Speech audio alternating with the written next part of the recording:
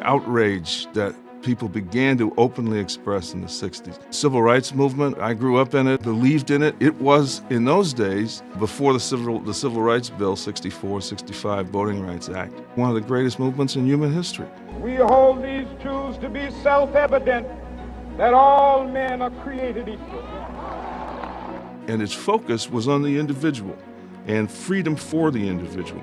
After around the mid-60s, things began to change, and that's where I think those movements went off the rails. So this movement that had started out, I think in a very noble way, was transformed really by a kind of victory. In the black community, we stopped asking for individual freedom. Now we began to ask for interventions from the government, and we began to look to the government as an instrument of the good. The problem there is that it made us dependent on the government, and it weakened us. If we don't get exaggerated programs of government intervention, we feel victimized. We feel that the world is returning to that old era of racism and so forth.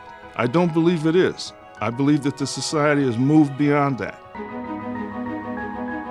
If we take responsibility ourselves and focus, for example, on education, make sure our children are educated, just insist that the schools be better. We're not just equal under the law, but we're equal in fact, by merit, by performance, by excellence.